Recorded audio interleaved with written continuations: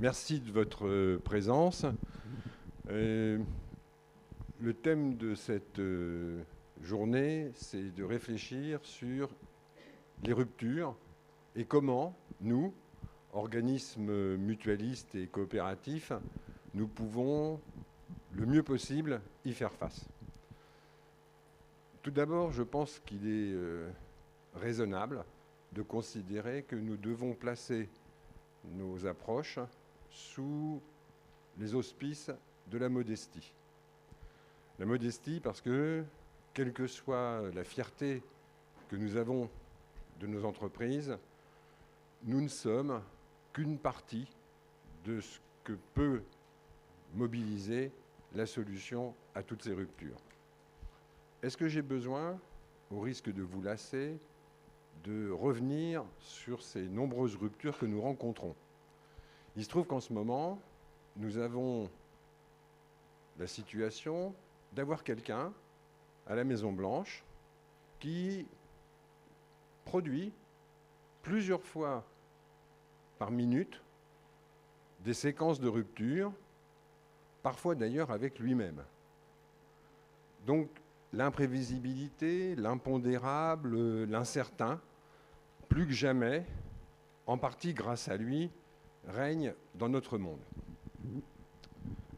Ce que nous pouvons faire, nous, en tant qu'organisme coopératif et mutualiste, c'est, je crois, créer, entretenir et, au-delà même, développer davantage de liens.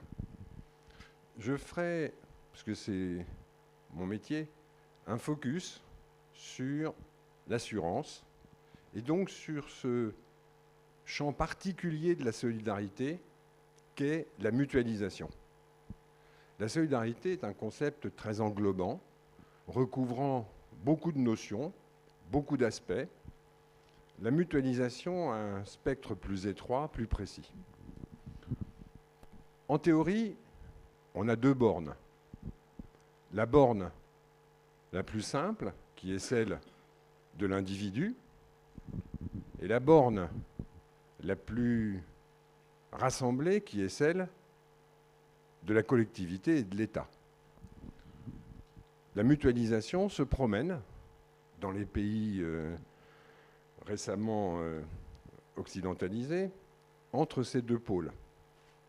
Le pôle numéro 1, l'individualisation, j'y reviendrai dans quelques instants, est évidemment celui qui a le vent en poupe. Les tendances, les appâts même qui sont lancés à nos concitoyens, aux consommateurs, sont toujours, si vous l'observez sur une tendance un peu longue, orientés vers de plus en plus d'individualisation. L'autre extrémité, je la mentionne pour mémoire parce que, à part dans quelques pays particulièrement bénis des dieux, elle a pratiquement disparu. Donc en dehors de la Corée du Nord et de Cuba, il n'y a plus cette notion. Mais le véritable danger, me semble-t-il, pour nous, c'est précisément ce surcroît d'individualisation. Or, il faut qu'on ait la conviction d'abord, et surtout qu'on la partage, ça ne fonctionne pas. Ça ne fonctionne pas, pourquoi? Parce que, à travers nos couvertures en assurance, nous proposons des solutions qui sont hors de portée des individus.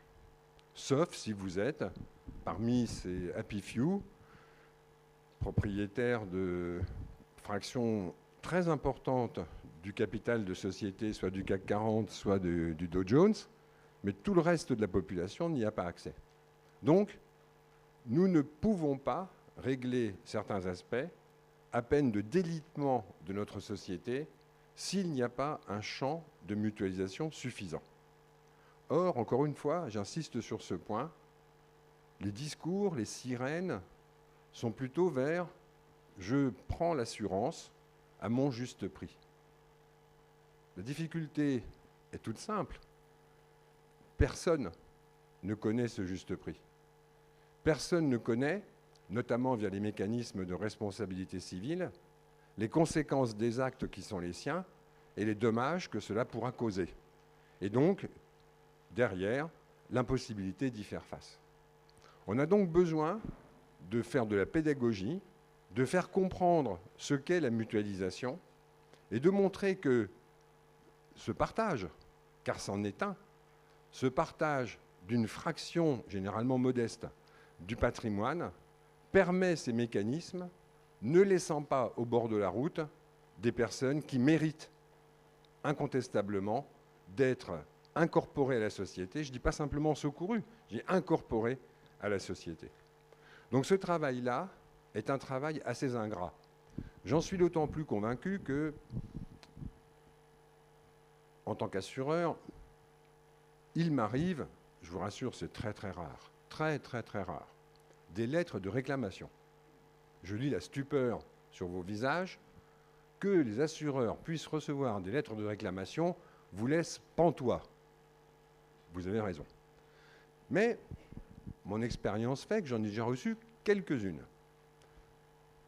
Eh bien, 95% de ces courriers commencent immanquablement par « Je suis assuré chez vous depuis 20 ans, je vous paye tant par an, nanana, donc j'ai une sorte de créance sur vous de temps. » C'est radicalement faux, puisque les cotisations en question ont déjà été utilisées pendant les 20 années référence à la lettre pour indemniser les autres personnes, membres de la même mutualisation, qui ont été victimes. Et vous voyez à travers cette illustration, encore une fois, assez fréquemment répétée, l'incompréhension du mécanisme de mutualisation. Trop souvent, il y a un lien entre l'épargne. J'ai épargné, j'ai mis de côté, bon, puis on verra après. Et donc, ce travail-là est un travail qui crée du lien. Créer du lien, il me semble que c'est aujourd'hui un impératif catégorique pour notre société. Voilà ce que je voulais vous dire. Et je passe la parole au vrai président, car dans cette salle, s'il y a beaucoup de présidents, il y en a un seul qui est vrai. C'est le président des Assises. On va avoir une série de tables rondes, un guest speaker qui est Éric Chenu qui interviendra après moi, mais juste quelques mots. Quand on a réfléchi à ces 9e assises, avec Jean-Hervé Lorenzi et Thierry Derez, on avait décidé de mettre comme titre « C'est la merde ». Mais grâce au mutualisme et à la coopération, on va s'en sortir. Et puis finalement, après discussion, on s'est dit que c'était un titre trop long, donc voilà, on a changé de titre, mais c'est quand même bien l'idée de ces assises, trouver des solutions, faire un diagnostic bien sûr, et les tables rondes permettront de le faire, mais aussi trouver des solutions au niveau microéconomique des entreprises, mais aussi au niveau macroéconomique. Alors, ayant dit ça, le mouvement coopératif et mutualiste, moi je ne suis ni coopératif ni mutualiste, mais j'aime ce monde, j'aime ce mouvement, et il est, pourquoi je l'aime, c'est pas sexuel, c'est simplement parce qu'il répond aux défis, il répond a priori aux défis qu'on a à relever aujourd'hui. Je prends 3 éléments, mais il y en a d'autres. La non-obsession du profit. Le long terme plutôt que le court terme. Le principe démocratique, un homme, une voix. Tout ça, c'est fait pour répondre à la crise en opposition au court-termisme, obsession du profit, démocratie semi-réalisée de l'entreprise privée capitaliste cotée en bourse. Donc, a priori, il y a tous les éléments dans le mouvement coopératif et mutualiste pour répondre aux défis de la crise. Pour ça, il faut que ce mouvement s'interroge sur lui-même. Et dans ce domaine, c'est le fruit de nos réflexions, Thierry, Jean-Hervé et moi, il y a, à mon avis, 4 piliers majeurs. D'abord, il faut que le mouvement coopératif et mutualiste retrouve ses sources. retrouve son origine, retrouve sa culture, début du 19e siècle. Et ça, c'est essentiel. Ensuite, il faut une approche qu'on appelle bottom-up. Il faut partir du terrain de rugby ou du terrain de l'entreprise pardon, pour monter aux généralisations et non pas faire le contraire comme on l'a fait trop longtemps. Ça, c'est le deuxième pilier. Troisième pilier, c'est priorité aux jeunes. Dans les populations en difficulté menacées, il y a une population privilégiée, en tout cas qu'il faut privilégier, c'est les jeunes. Et ça, il faut revenir à cette philosophie, à cette croyance. Enfin, dernier élément, là je suis un peu seul ou un peu en avance, il faut faire du lobbying. Il faut que les mutualistes et la coopération se regroupent, et là aussi retour au rugby, pour arriver à défendre leurs intérêts particuliers dans les négociations internationales, au plan de la régulation, dans la banque, dans l'assurance, dans l'agroalimentaire, dans tous les domaines. Il faut défendre cette voie, sinon les règles qui ont été calquées sur l'entreprise privée capitaliste cotée en bourse vont dominer au détriment des entreprises mutualistes et coopératives et de leurs adhérents. Et là, il y a du chemin à faire et ça sera l'objet des débats.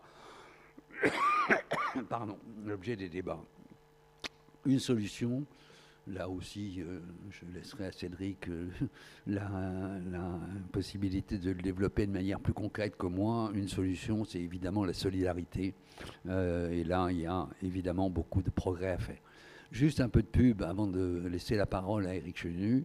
Il y a un très beau livre qui vient de sortir ce matin, qui est pas cher, qui est intelligent et qu'on a écrit avec Jean-Hervé et moi et Jean-Martin Cohen-Solal qui interviendra dans le débat, S'engager, l'alternative mutualiste et coopérative. Encore une fois, il n'est pas cher, ça vaut le coup. Donc n'hésitez pas à vous jeter dessus à la sortie de ces débats. Merci à vous et bon débat.